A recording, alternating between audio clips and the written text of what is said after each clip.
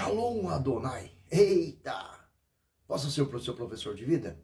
Posso ser seu professor de Bíblia? Do Manual do Ser Humano? De vida com Deus? De vida prática? Você aceita? E eu tenho um comando para você. E eu quero adentrar um pouquinho e até ser um pouco invasivo. Onde está o teu Deus? Onde está a tua esperança? Onde está a tua fé? Onde está a sua perseverança? Que você está achando que tudo acabou, você está achando que não tem mais jeito, você está achando que não existe mais meios para conquistar aquilo que você precisa, aquilo que você deseja, aquelas promessas, aqueles sonhos tão desejados, tá?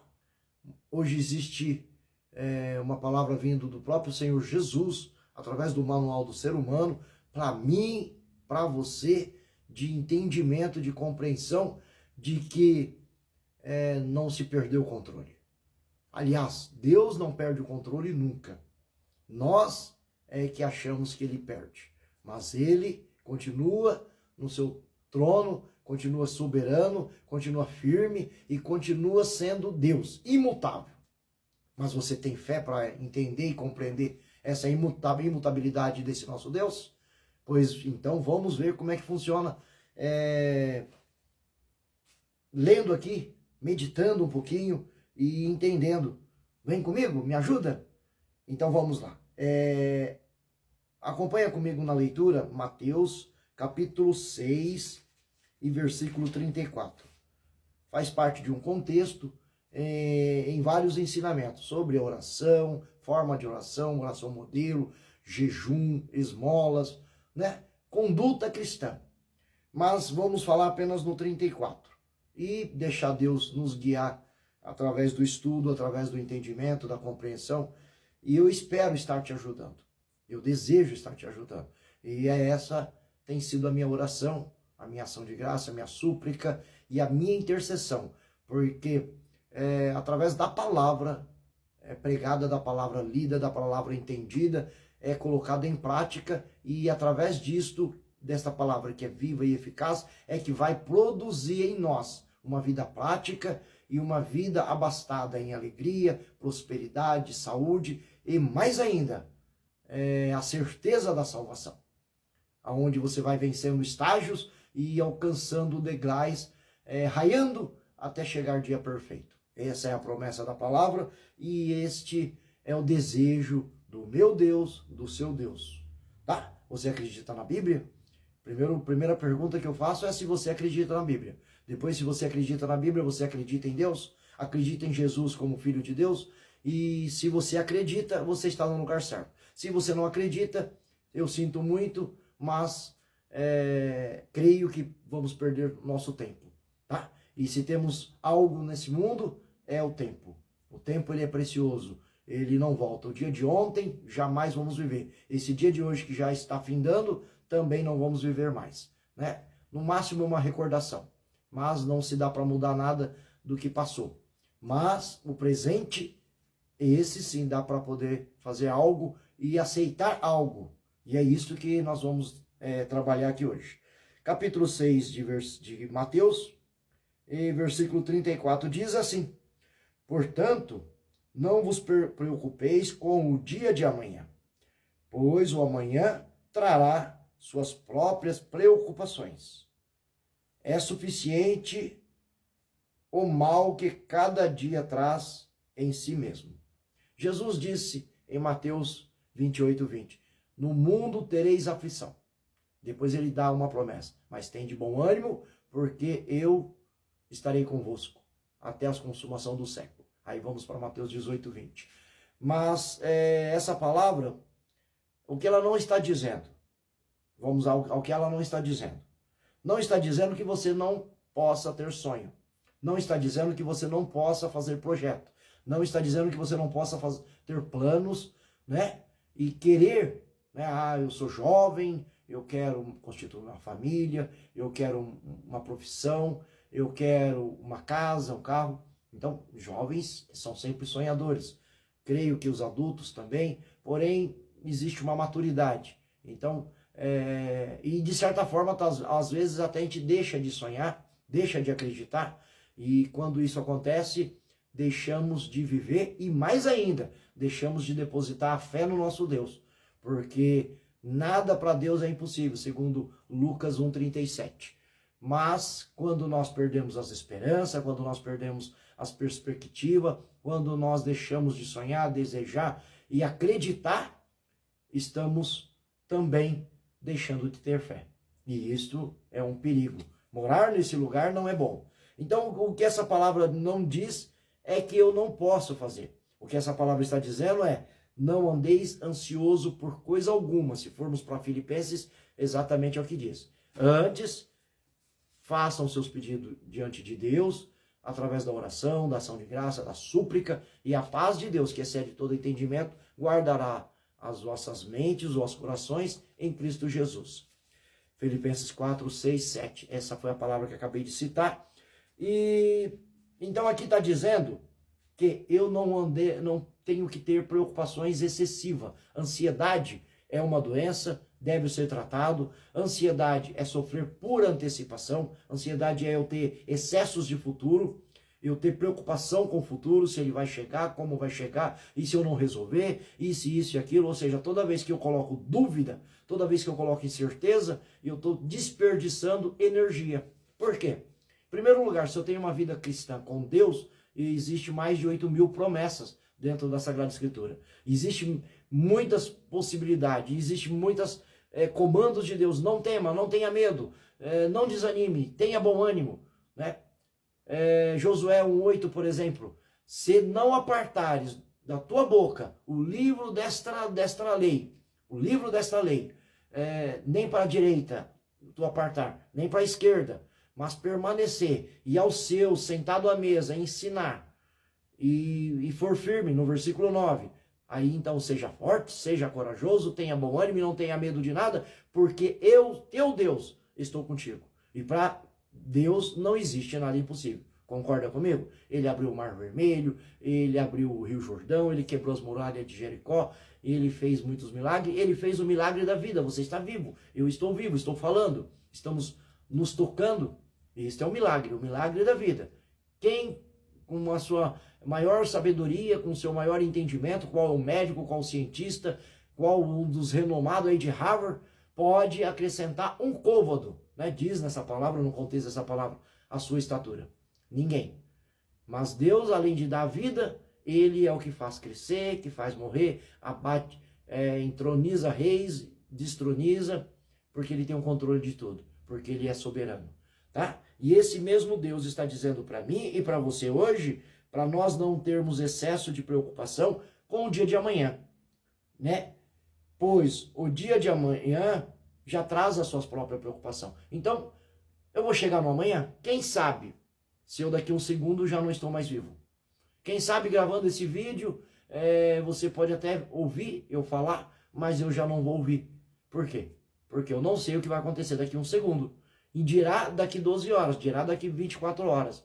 É óbvio que, se eu chegar, eu preciso saber como eu vou indo. Mas é viver um dia de cada vez. E fazer disso um estilo de vida. Então, eu posso criar meus planos, meus projetos. Eu costumo fazer projeção para 1 ano, 3 anos e 5 anos. Não mais que isto. Então, vou colocando diante de Deus, vou pedindo orientação, vou pedindo direção. Vou escrevendo, às vezes naquelas escritas eu vou mudando, eu até vou prometer, depois eu vou fazer isso no quadro. Eu tenho 10 questões que eu entrei o ano esse ano, colocando, eu consagrei ao Senhor 10 projetos para o ano de 2026 que eu desejo concretizar. Mas eu não vou ao extremo, ou seja, aconteça o que acontecer, vai acontecer. Eu vou passar por cima de tudo, de qualquer princípio, de todos os princípios, de todo mundo. Eu vou atropelar para poder acontecer isso. Não, eu não vou fazer isso. Eu não andar ansioso, não se preocupar com o dia de amanhã, porque o dia de amanhã já traz as suas próprias preocupações. Ou seja, estamos terminando hoje o dia de hoje, e amanhã, se estivermos vivos, o dia de amanhã iniciando, já vai trazer as preocupações do amanhã. Porque as de hoje já estão acabando, está findando o dia. Estamos por volta de 22 horas. Está findando o dia. E o amanhã vai trazer o quê? As suas missões, né? Então o que eu preciso fazer? Depender de Deus. Eu coloco em oração os meus projetos, os meus planos, posso determinar prazo, posso estudar, posso criar uma matemática, porque Jesus mesmo disse, aquele que quer fazer uma torre, ou quer construir uma casa, ou quer construir algo, ele deve sentar e projetar para fazer isto. E aí você pode abençoar, consagrar o Senhor e pedir direcionamento. Pode usar, né, os conselhos das pessoas, mas você não deve excessivamente viver ansioso, porque se não acontecer, vai acontecer isso, porque se não acontecer, eu estou perdido. Não, você vai estar tirando a centralidade de Deus. O que Deus pode fazer por você para fazer realizar, você vai estar diminuindo quem Deus é, e automaticamente quando isso acontece, porque sem fé, Hebreus 11:6, é impossível agradar a Deus, e a fé é o pontapé inicial para que eu agrade a Deus. Mas quando termina esse versículo, e Deus é galardoador daqueles que o buscam. Então eu tenho fé, e a fé vai me levar a buscar a Deus. E quando eu busco a Deus, Deus não é mais eu que continuo nessa caminhada com Deus. Eu busco a Deus, Ele vem ao meu encontro. Ele é galardoador. E o que é galardão? Presentes. Ou seja, o que você precisa? Ele vai trazer para você. Por quê? Porque você, em fé, foi até Ele, agradou, e porque você, através da palavra, não apartou, conhece os princípios, conhece os mandamentos, porque eu não posso pedir algo para Deus de que não está pautado na palavra. Pedi e dar-se-vos-á, buscar e encontrarei. Mas quando estamos alinhados aos propósitos divinos. Por exemplo, eu não posso pedir um carro, embora um carro é uma condução, ela abençoa para que eu chegue rápido nos lugares, mas eu não posso pedir um carro, por exemplo, para poder esfregar na cara da minha vizinha que eu tenho um melhor carro, que eu tenho um carro mais veloz, que eu tenho um carro mais bonito, que eu tenho um carro mais caro, que eu tenho um carro mais top do mercado. Não. Se eu vou pedir para Deus, eu vou pedir, pode ser um carro mais top do mercado, não tem problema, depende da sua condição. Pode ser um carro mais veloz? Também pode ser, mas não com essa intenção, para que eu seja soberbo, que eu seja arrogante, que eu seja prepotente e que eu queira diminuir as pessoas. Mas em propósito, eu quero um carro mais veloz porque eu tenho... a minha vida é mais corrida, a minha vida tem, né? Imagina aí um cara que tem empresas, um empresário que tem empresas no Brasil, fora do Brasil, e precisa estar de um lado a outro. Ele não vai pedir um Fusquinha, por quê? Porque ele não vai conseguir cumprir os seus compromissos. Então é provável que ele compre um jato. Por quê? Ele tem posses e porque ele tem compromissos mais distantes. Mas tudo é a questão do propósito, tudo é a questão do porquê, do pra quê. Porque a Deus ninguém engana. Eu costumo dizer que existe o seguinte, duas pessoas conhecem quando eu estou mentindo, tá? Acredite nisso. Duas pessoas conhecem quando eu estou mentindo. Eu, né, quando eu estou mentindo, quando eu estou não estou falando a verdade, não usando a verdade, e Deus. Ninguém consegue enganar Deus. E ninguém consegue enganar a si próprio, mesmo que tente. Né? Muitas das vezes eu vivo na mentira, mas eu sei que eu estou contando a mentira. Então, duas pessoas que você não consegue mentir jamais para elas, é para você mesmo e para Deus. Né? E falar que você acredita em Deus e não vai ir em fé, porque Hebreus 11:1, a fé é o firme fundamento das coisas que não se vê, mas se espera. Espera em quem? Em Deus. Por quê? Porque a palavra diz para esperar. Existe uma promessa. Aquilo que nem olhos viram, nem ouvidos ouviram, nem que chegou ao coração humano, mas que Deus já preparou desde a fundação do século para todos aqueles que o amam. Então, são promessas. São promessas de salvação, são promessas de vida restaurada, são promessas de paz, são promessas de domínio próprio, são promessas de eternidade. E convenhamos que as dificuldades, as circunstâncias, os dias a dia, lidar com o teu chefe, lidar com o teu cônjuge, difícil às vezes de lidar com a porta fechada do emprego, lidar com dores, lidar com enfermidade, mas ainda não é o inimigo maior a ser vencido. Mas acredito que você vai concordar comigo. A morte é o nosso inimigo maior a ser vencido. E aqueles que estão em Cristo, nova criatura é, e passou dessa vida para a eternidade. É o que diz a palavra. Então, quando você aceita Jesus como seu único e suficiente Salvador, faz a confissão de fé, confissão pública, pelo ato do batismo, já é inserido na família de Deus, como herdeiros e co-herdeiro desse Deus, você já passou da vida para a morte. E então o dia de amanhã, por que eu vou andar ansioso pelo dia de amanhã? Porque se amanhã eu conseguir, bem. Se eu não conseguir, amém. Por isso em Tiago diz, não diga amanhã eu vou a tal lugar, amanhã eu vou fazer tal coisa. Diga assim, se Deus me permitir, amanhã eu irei, comprarei, venderei, negociarei, né? Se Deus permitir. Então, se for da permissão de Deus, se for da vontade de Deus, eu farei. Então, a gente precisa mudar ou deixar Deus mudar o nosso vocabulário, né? As palavras, colocar tempero e sabedoria, discernimento. Isso é muito bom. A gente deve pedir isso em oração. Eu, pelo menos, tenho feito isso.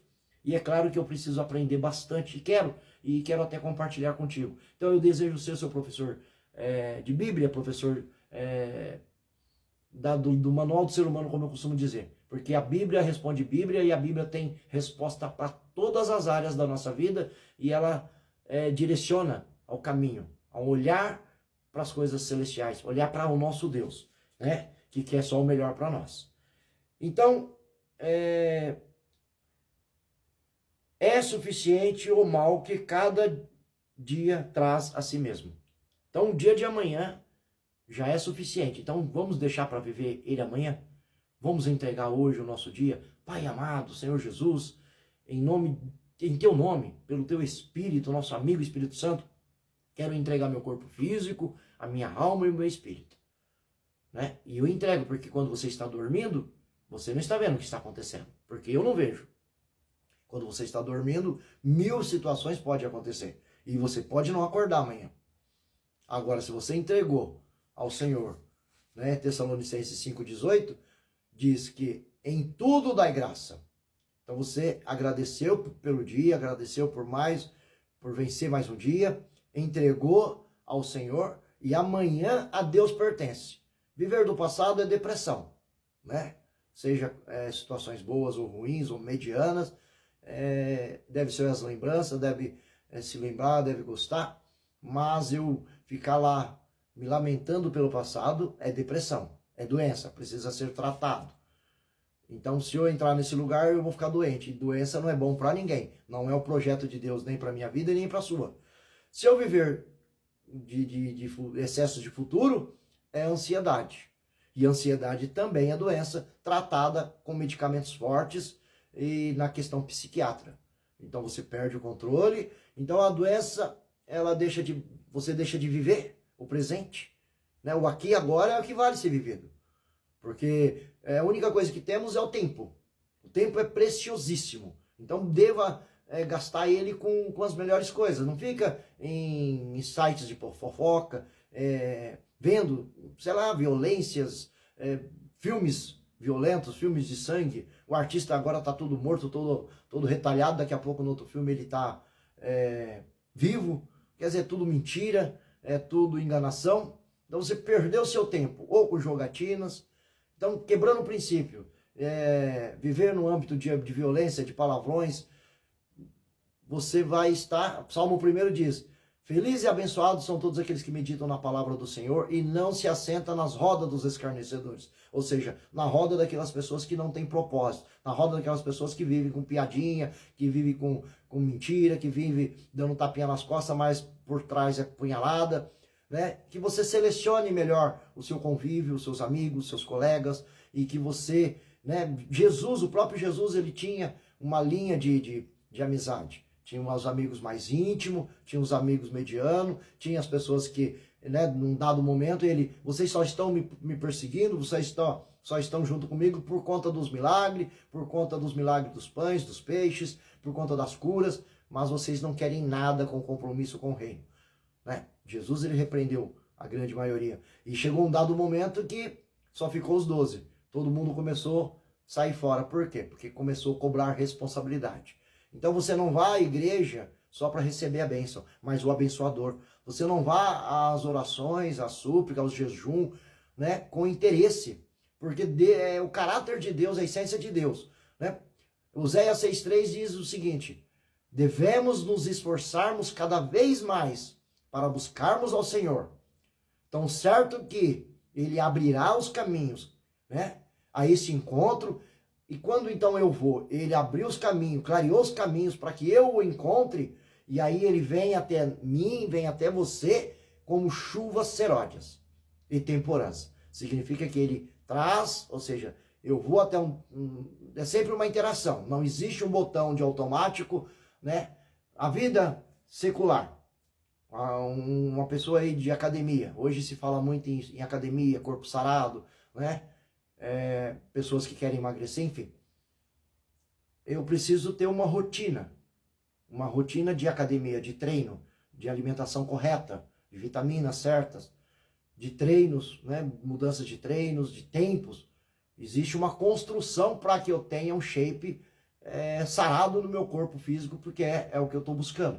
Na vida profissional também não é diferente, são vários níveis de escolas, de cursinhos, faculdade, é uma construção. Uma vida financeira, investimento, aplicações, economias. Então, para todas as áreas, porque na área espiritual existe um botão automático, o Espírito Santo entrou e pronto, ele já resolveu tudo. É mentira, não é isso que a palavra prega. Aliás, o próprio Jesus, ele não precisava ser batizado, porque ele não tinha que arrepender de pecado, porque ele não pecou, mas ele foi batizado. Ou seja, processos, exemplos.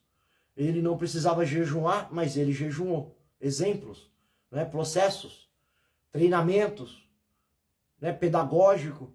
Não precisava passar por deserto, mas passou. Às vezes Deus coloca nós no deserto para nós termos a comunhão com Ele, para nos rendermos aos seus pés, nos submeter à tua vontade. E Jesus fez isso. Por quê? Porque é necessário. Então são processos que não tem como. Então você tem que, eu aconselho, dentro dessa palavra hoje, para mim, para você, criar rotinas. As rotinas estabelecidas, elas viram hábitos, e hábitos ditam destinos proféticos. Tá?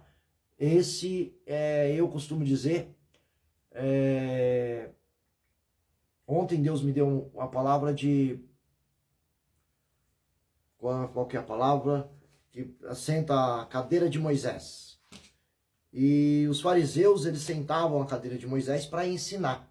Os fariseus, escribas, eles tinham, porque eles eram líderes religiosos, e eles sentavam também, no povo de Israel, também sentavam para ensinar. Porém, eles ensinavam, mas não praticavam. Então, que nós não venhamos viver de aparência. Porque o próprio Jesus diz: examinais a Sagrada Escritura, porque cuidai ter nela a vida eterna. Então, eu examino, eu cuido, e eu vou ter, através da Escritura, a vida eterna. Oferecido pela graça. Porque Cristo veio, morreu e ofereceu a graça. Né? Eu examinando, eu praticando, eu visitando órfã, viúva, eu ajudando as pessoas, eu não vou pagar pela minha salvação. É apenas o meu ato de fé e o Cristo que habita em mim que vai provocar todas essas obras. Mas não é um pagamento, é apenas uma retribuição pelo que eu tenho. Ou seja, eu sou uma nova criatura, Cristo habita em mim, e essas características carregam o cristão. Agora, ninguém vai conseguir pagar o que Cristo fez, porque ele pagou, mas não é porque ele pagou que nós não temos. Ou seja, o verdadeiro convertido, ele regaça as mangas e vai trabalhar para o Senhor, né? Que é a prática do ID por todas as gerações, por todo o mundo, pregando o Evangelho. Eu faço a minha parte, você faz a sua, ensinando, pregando, ensinando, fazendo discípulos.